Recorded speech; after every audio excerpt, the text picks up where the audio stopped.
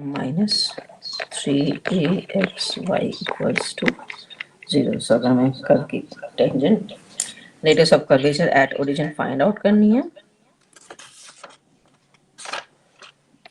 y cube, तो simple हम y equal to substitute px plus qx square in this upon factorial, यहाँ पे substitute कर दें तो this is x cube plus px plus qx square upon factorial 2 whole cube minus 3ax px plus qx square upon factorial 2 and so on equals to 0. So this implies that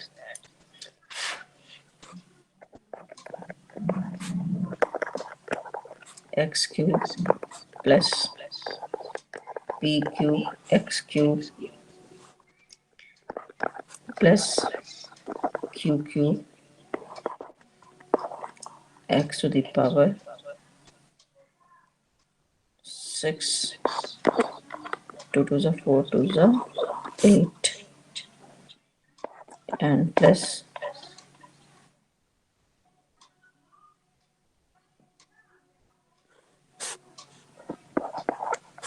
3 p square x square x to the power 4 x to the power 4 p square x square to the power 4 qy 2 and plus क्या आएगा 3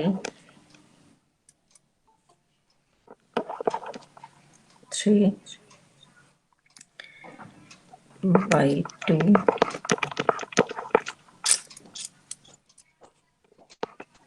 3 by 2 यहाँ पे 4 हुआ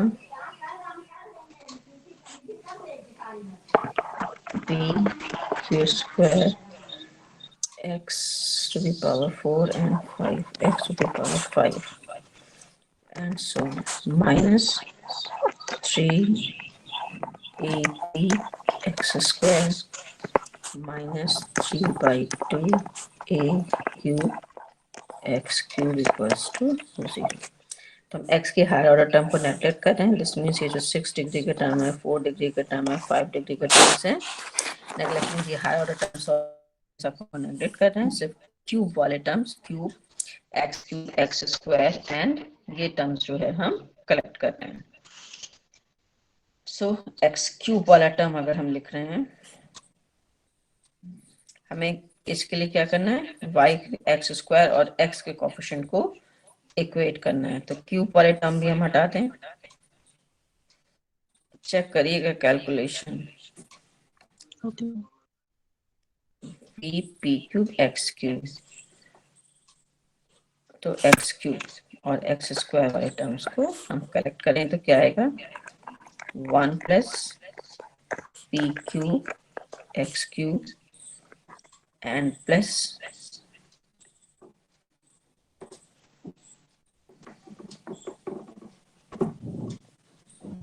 P cube x cube, एक और भी term है इसमें एक्स क्यूब वाला टर्म, ये लास्ट वाला भी है, minus 3/2 A cube x cube and plus x square के टर्म्स कौन से हैं, माइनस 3 ए पी, केवल एक ही है, x square equals to 0. So equating the coefficients of x cube and x square. तो x cube के coefficient को equate किया तो 1 plus p cube minus 3/2 a cube equals to 0 and इसको क्या दिया गया है minus 3 ap equals to 0. So this implies that p equals to 0. तो p equals to 0 यहाँ सब्स्टिट्यूट करते हैं तो q क्या आएगा p इक्वल्स टू 0 तो q इक्वल्स टू आ गया हमारा 2/3. Now substitute the value of p and q in this formula. 1 plus p square whole to the power 3 by 2 divided by q. तो p तो 0 है. This means this is equals to 3a by 2 is the radius of curvature. ये method थोड़ा सा लंबी है. So during the option we get the radius of curvature at origin. Now next है Newton's method.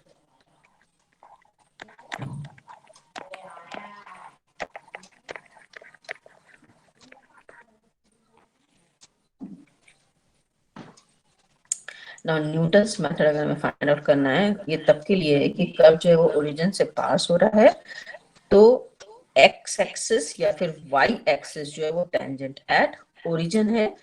Then we have to find the equation, sorry, radius of curvature at origin. This means radius of curvature को origin से तब find out करने का method है जब tangent जो है या तो एक्स एक्सिस के है या फिर वाई एक्सिस है. ठीक. So if a curve passes through the origin and x-axis is the tangent.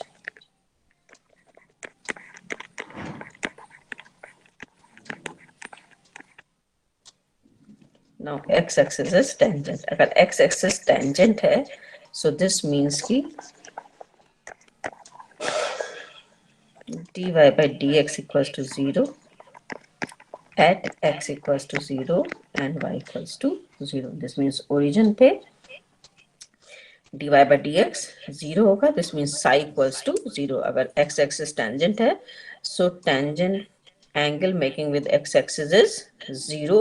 So psi 0 है. This means कि tan psi equals to 0. So this means dy by dx equals to 0. So अगर x axis tangent है तो dy by dx at origin जो है वो 0 होगा. So dy by dx at origin 0. इसको हम किससे रिप्रेजेंट कर रहे थे? p से रिप्रेजेंट कर रहे थे. सो फॉर्मूला ये जो था 1 plus p square whole to the power 3/2 divided by q किस में रिड्यूस हो गया? 1/q में. So radius of curvature at origin when x axis is the tangent, then radius of curvature is 1/q. ठीक. अब हम मैक्लॉरेंस सीरीज वाला जो एक्सपेंशन हमने पहले यूज किया था वही एक्सपेंशन यूज करें. This means y equals to क्या था? px plus 1/factorial 2qx square. तो अब यहाँ पे p तो 0 हो गया, p भी 0 हो गया, तो y क्या आया? q/2x square plus higher order terms of x. अब हम 2x स्क्वायर बाई 2 से दोनों तरफ डिवाइड कर रहे हैं. So this means this is 2y by x square equals to q and higher order terms. So q की वैल्यू क्या हो गई? Tangent at origin limiting condition में. So q equals to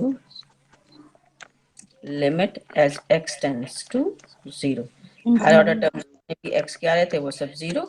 Limit x tends to 0. q equals to हो गया 2y by x square. अब q की value यहाँ पे सब्स्टिट्यूट कर दें. So rho equals to limit x tends to 0 x square upon 2. So this is the radius of curvature at origin when tangent at origin is x axis. Similarly y axis अगर tangent है, अगर y axis tangent है at origin, so this means radius of curvature is limit y tends to 0 y square upon 2x. This is the tangent at origin when y axis is the tangent at origin. So this is the radius of curvature by Newton's method. So this may be, for example,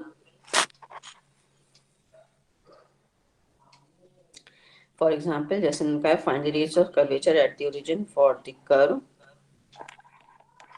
2x to the power 4 plus 3y to the power 4 plus 4x square y plus xy minus y square plus 2x equals to 0. So अगर मैं radius of curvature find out करनी है at origin, तो this means कि हम Newton's method तभी apply कर सकते हैं जब एक्स एक्सिस या y axis tangent at origin है. सो फर्स्ट थिंग कि curve is passing through the origin, curve origin से पास हो रहा है, सो टेंजेंट एट ओरिजिन क्या होगा. So tangent at origin find out करने के लिए हम क्या करते हैं, लीस्ट डिग्री टर्म को 0 के बराबर इक्वेट करते हैं. ये हम लोगों ने tangent at origin find out करने के लिए ये मेथड पढ़ा था कि लोएस्ट डिग्री टर्म जो कर्व में होते हैं उनको हम 0 के बराबर इक्वेट करते हैं.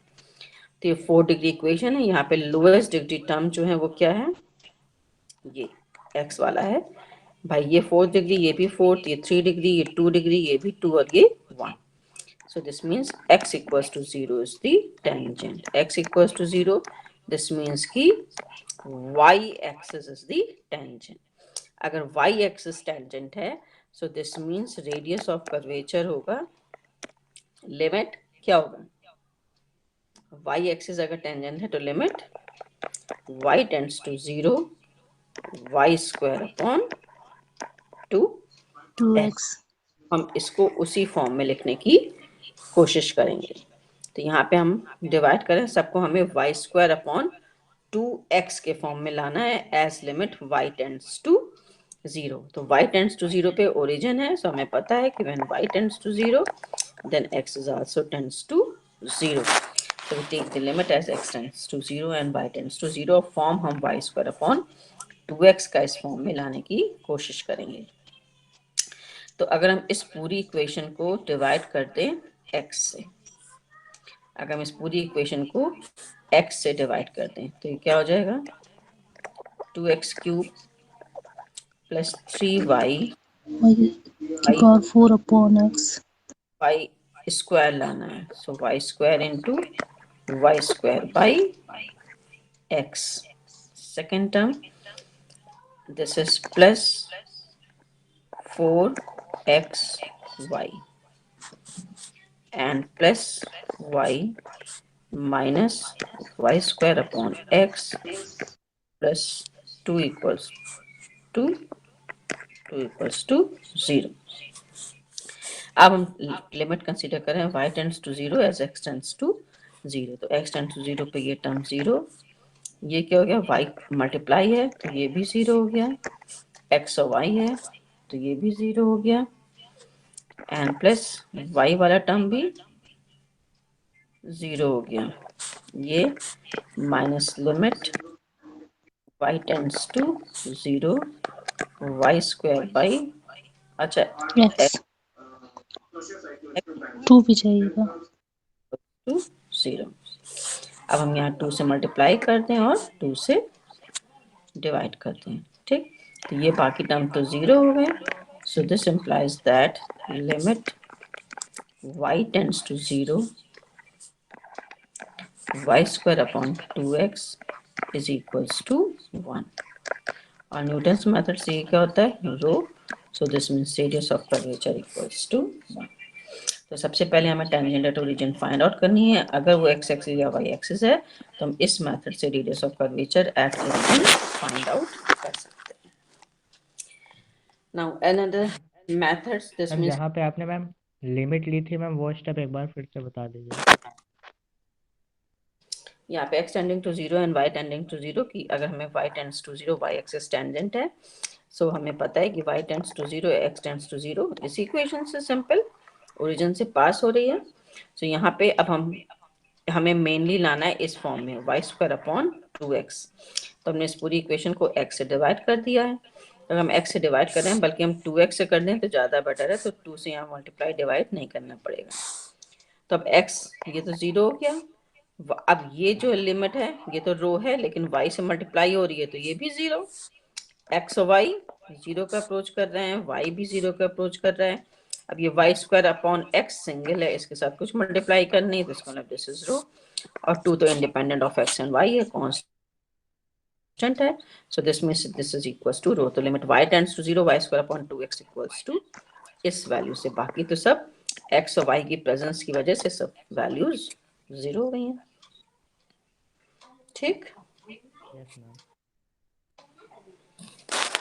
अब कुछ अदर है कि अगर x and y are functions of x, this means की पैरामीट्रिक इक्वेशन अगर हमें आर्क लेंथ के फॉर्म में गिवन है तो रेडियस ऑफ कर्वेचर के डिफरेंट फॉर्मूले हैं सब, जो अभी हम लोग जैसे कार्टिजन में पढ़ा, पोलर में पढ़ा, उसी तरह से ये भी एक फॉर्म है कि अगर x और y हमें आर्क लेंथ के टर्म्स में गिवन हो, सो वी नो दैट कि cos psi equals to dx by ds, जब हम लोगों ने डेरिवेटिव ऑफ आर्क पढ़ा है तो cos psi equals to dx by dx, इसको डिफरेंशिएट कर दें, d2x by ds2 s के रिस्पेक्ट में डिफरेंशिएट किया, this means d psi by ds, तो sin psi जो होता है वो dy by sin psi is dy by ds and ds by d psi, this means 1/2, तो सिंपल है कि rho equals to cos psi है तो माइनस रो है तो this means equals to dy by ds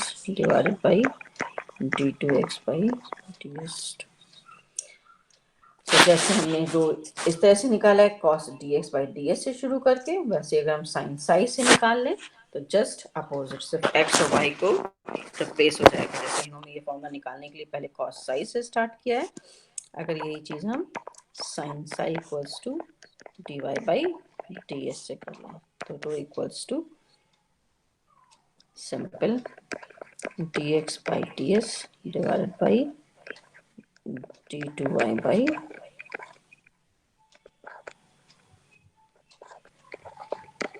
ds2। ठीक,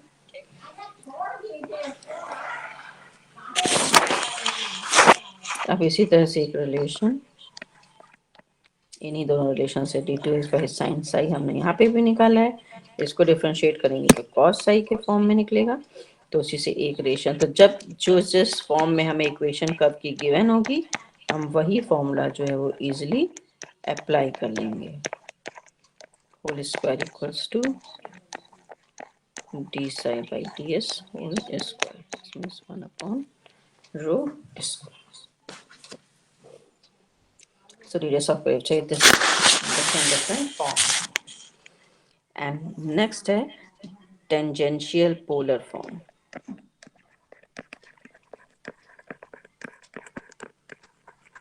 tangential polar form, so tangential polar form का मतलब है जैसे हम उनका intrinsic equation is the relation between s and psi, polar r and theta, cartesian x and y and pedal p and r, वैसी tangential form जो है which is the relation between p and psi, where p is the length of perpendicular from origin on the tangent and psi is the angle tangent making with x axis।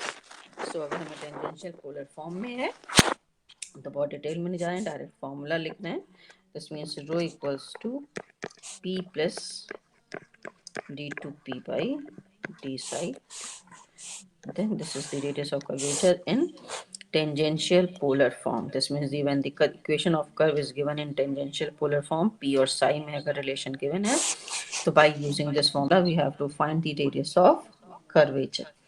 so radius of curvature simple, जितने फॉर्मूले हम लोग ने पढ़े थे pedal के form से p equals to r sin phi, उसी से ये मेथड से ये फॉर्मूला डिराइव किया गया, तो ये सब फॉर्मूले आपको कि कर्व की इक्वेशन जिस भी फॉर्म में हम डायरेक्ट वो फॉर्मूला अप्लाई करके वैल्यू फाइंड आउट कर सकते हैं।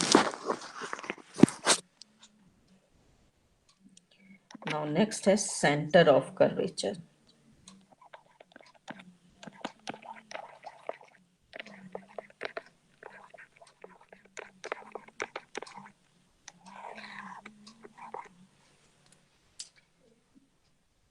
Centre of curvature, centre of curvature जब हम लोग कहते हैं कि डिस्टेंस पॉइंट टू पॉइंट जो है सेंटर ऑफ कर्वेचर वेरी करेगा, दिस शोज दैट कि जब हम लोग ने पढ़ा था कि जो सेंटर होता है when we have to draw दी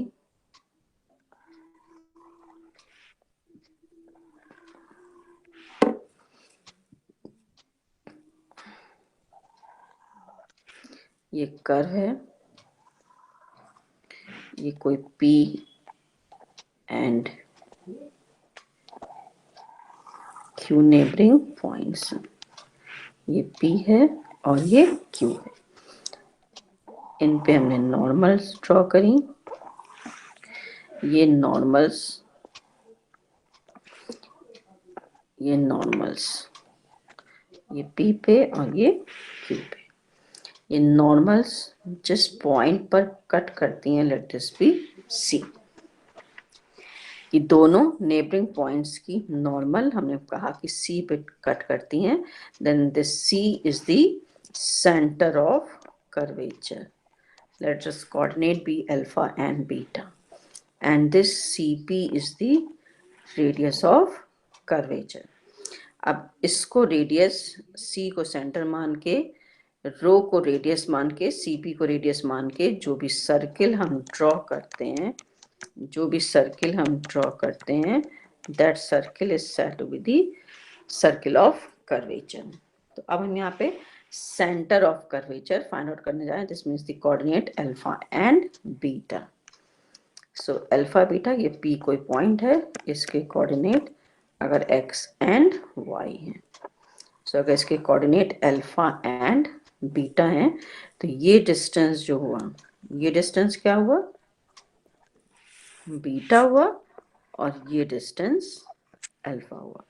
अगर P के कोऑर्डिनेट x एंड y हैं, अगर P के कोऑर्डिनेट जो है वो x एंड y हैं, सो दिस मीन्स कि this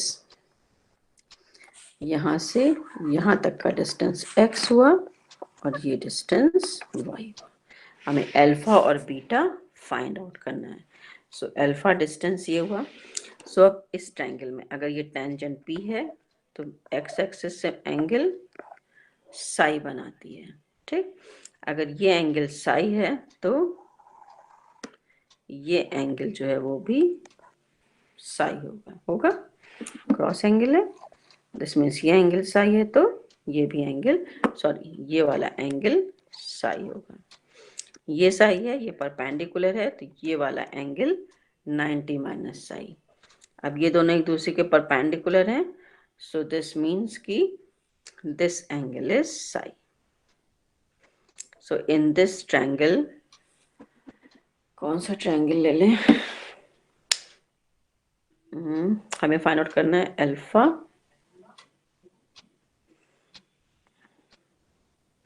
this angle is 90 minus psi 90, so this angle is psi, ठीक। चेक करते रहेगा। तो अब हमें अल्फा, दिस मीन्स कि ये डिस्टेंस फाइंड आउट करना है, ये वाला डिस्टेंस। तो अल्फा क्या हो जाएगा, अल्फा x, यहां से यहां तक के डिस्टेंस में से ये डिस्टेंस हम माइनस कर दें, तो ये डिस्टेंस कितना होगा, ये हमें पता है, दिस इज रो। ये जो CP है ये रो है, सो x minus rho sine Sai, ठीक। तो x minus rho sine Sai, तो रो की कार्टेशियन कोऑर्डिनेट में अगर हम कर रहे हैं, सो this means 1 plus dy by dx whole square whole to the power 3/2 divided by d2y by dx2. Sin means dy by ds. dy by ds means 1 plus जो भी dy 1 वो under root 1 plus dy by dx whole square. This means x minus 1 plus dy by dx whole square whole to the power 3/2 dy by dx and dx by ds divided by d2y by dx2.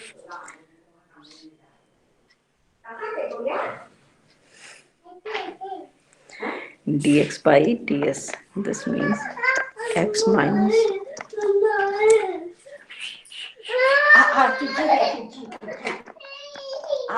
dy by dx whole square to the power 3 by 2 and ds by dx. So ds by dx means into dy by dx divided by d2y by dx2.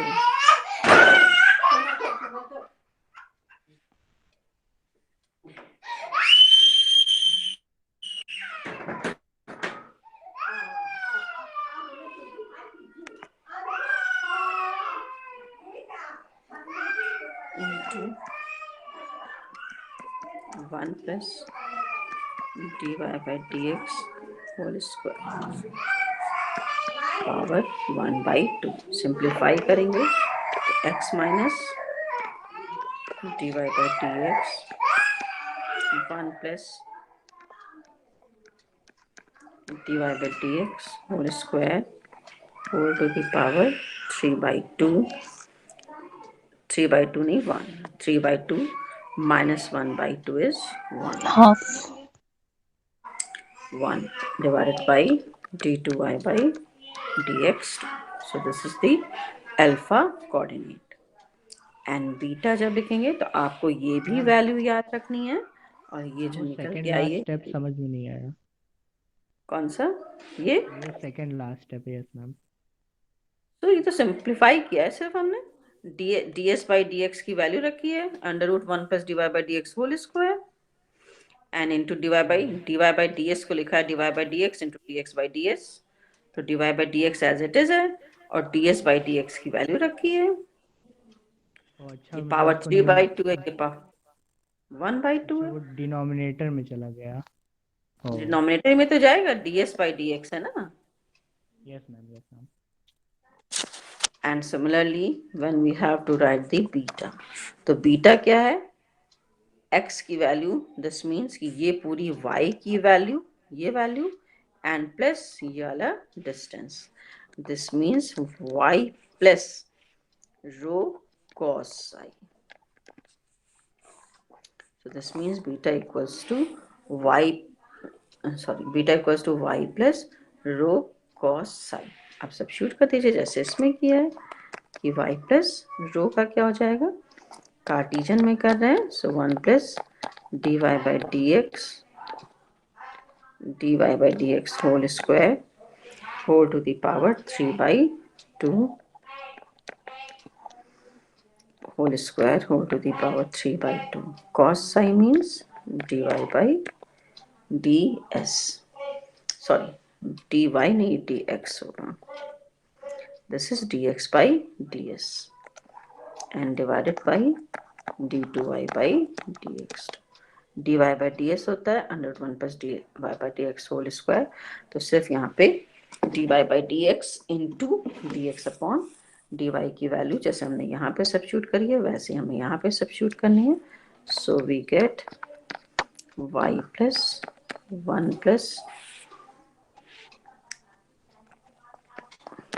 dy by dx whole square बस and divided by d2y by dx2। यहाँ पे सिर्फ हमें dx by ds की value जो हमने यहाँ पे सब्स्टिट्यूट करी है सिर्फ डायरेक्ट रख देनी है तो हमें अल्फा और बीटा की ये भी वैल्यू याद रखनी है और ये भी दोनों वैल्यूज याद रखनी है। So alpha and beta are the centre of curvature. Rho radius है तो equation of circle of curvature क्या हो गई equation of circle of curvature equation of circle of curvature क्या हो जाएगी whose center is alpha and beta y minus beta whole square and radius is so equation of the circle whose center at x1 y1 and radius is r. So this is the equation of the circle of curvature. ठीक तो दोनों फॉर्मूले से जब जो हम easily find out कर सकते हैं इन दोनों फॉर्मूलों का यूज हम अल्फा बीटा को फाइंड आउट करने में अप्लाई कर सकते हैं। समझ में आया है सबको? मैम बीटा वाला फिर से बता दीजिए एक बार। भाई बीटा डिस्टेंस यही तो है y कोऑर्डिनेट हम कंसीडर कर रहे हैं तो c से लेके यहाँ तक का डिस्टेंस जो है वो आपका बीटा है। तो यहाँ तक का डिस्टेंस, ये कोऑर्डिनेट p है, तो इसका मतलब ये डिस्टेंस y है, तो ये डिस्टेंस y हुआ, और प्लस ये डिस्टेंस इस वाले ट्रायंगल में, जब इस वाले ट्रायंगल में बात करें तो ये डिस्टेंस रो कॉस साई है। तो टोटल c से यहाँ से लेके अगर m कह दें तो टोटल डिस्टेंस cm कितना हुआ, ये हो गया y और ये हो गया रो कॉस साई, तो total beta y plus rho cos psi. Rho की वैल्यू कार्टेशियन में रखी है, cos psi dx by ds होता है, तो बस वैल्यू सब्स्टिट्यूट कर दी है। ठीक है, ठीक है मैम। नाउ नेक्स्ट है इसमें, so this is the circle of curvature.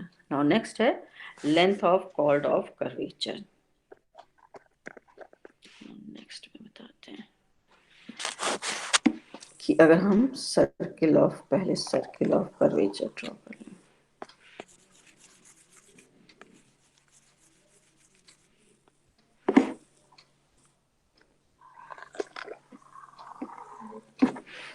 ठीक,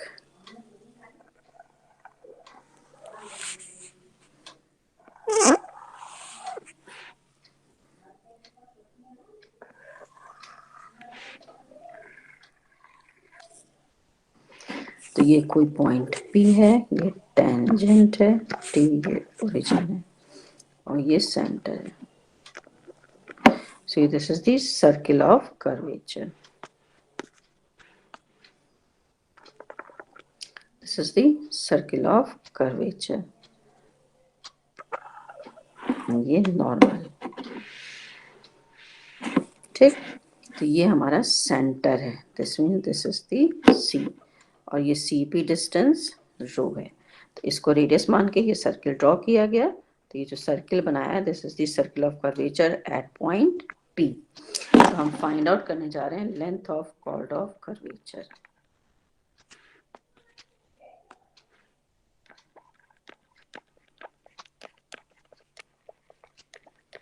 length of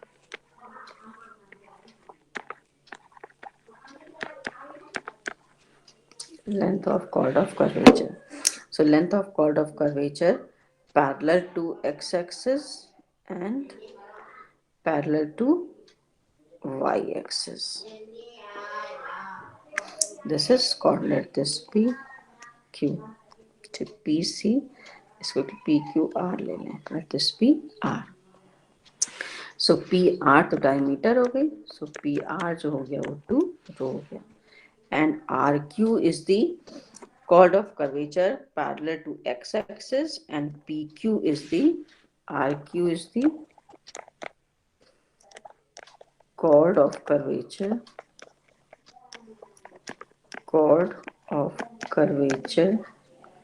parallel to x-axis, and PQ is the chord of curvature parallel to y-axis। ठीक, अब अगर ये एंगल साई है, अगर ये एंगल साई है तो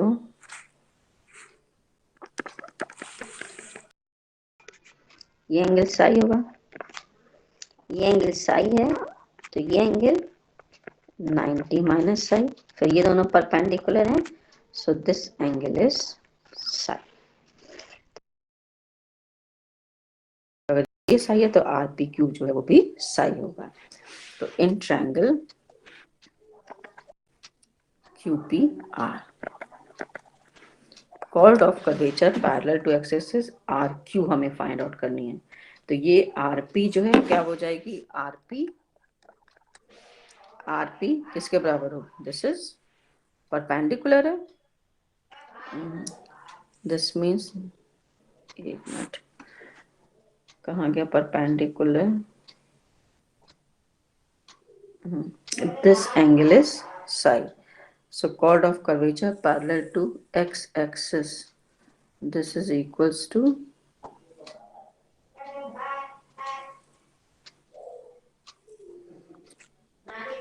this is psi, परपेंडिकुलर हमारा ये है ना, this is normal, this is normal, this is R P. क्या होगा बताइए, हम आर क्यू लिख रहे हैं, so R 2 rho sin psi. sin psi, this means 2 rho sin psi, and chord of curvature parallel to y axis, this means क्या होगा, R P cos psi, this means 2 rho cos psi, and the chord of curvature, and the chord of curvature parallel to,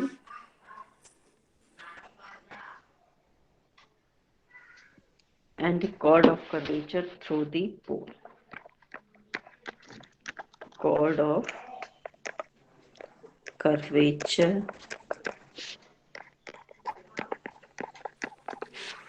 through the pole.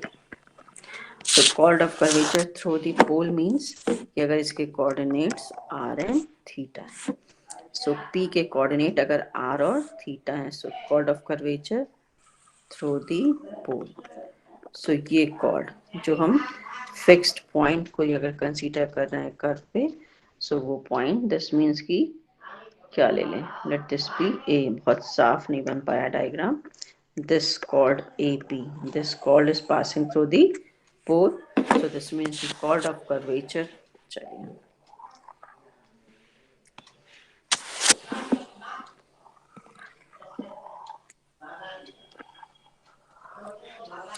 so this means just ऐसे ले लें,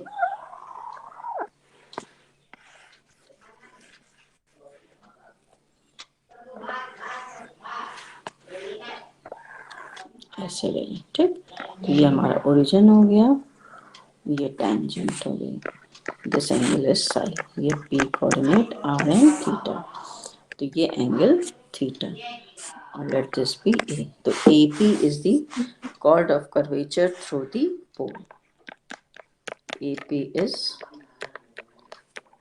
chord of curvature through the pole,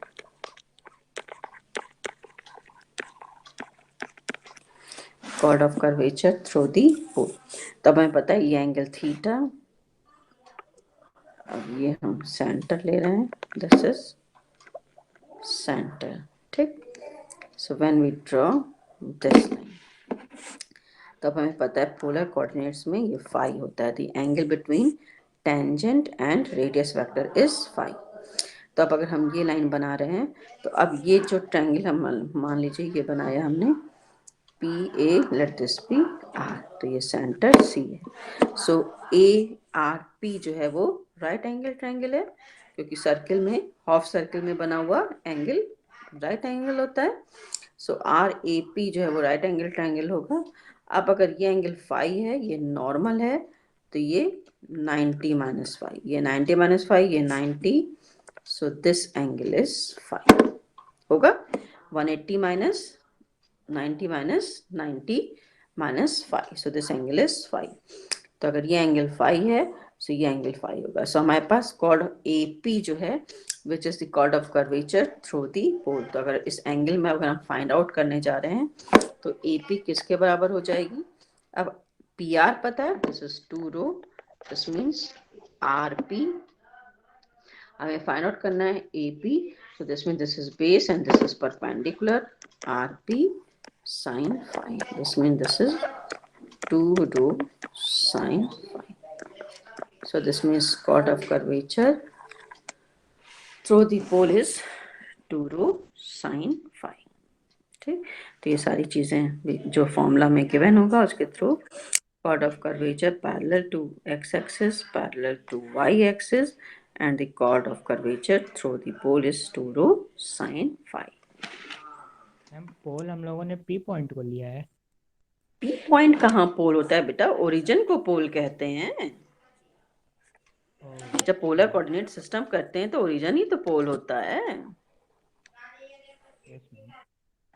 coordinate system में क्या, कितनी बार तो बताया बेटा कि पोलर कोऑर्डिनेट सिस्टम पढ़ते हैं पी आर थीटा, तो दिस मीन्स कि ओरिजिन से ये जो डिस्टेंस होता है वो पोल कहलाता है, ये this radial distance is r and making with angle is theta. ठीक, तो ओरिजिन Okay, पोल ma'am. होता है, पी पोल थोड़ा ना, पी तो कर्व पे कोई पॉइंट है जहां पे हमने सर्किल ऑफ कर्वेचर ड्रॉ किया है। ये तो कोई y equals to f x, अगर हमें कर्व गिवन है तो हमें को जो भी कर्व है, ये कर्व गिवन है, उसके पॉइंट P पर ये जो सर्किल बनाया है हमने, this is the circle of curvature. जो पॉइंट टू पॉइंट जो है वो वैरी करेगा, ये सर्किल ऑफ कर्वेचर है ना। Yes, ma'am. समझ में आया जो पढ़ाया? Hello hello, yes ma'am. कल आप लोग 9 से 10 फ्री हैं कि नहीं? No, ma'am. सुबह 9 से 10 मैम क्लास मैम 9:30 से क्लास होती है।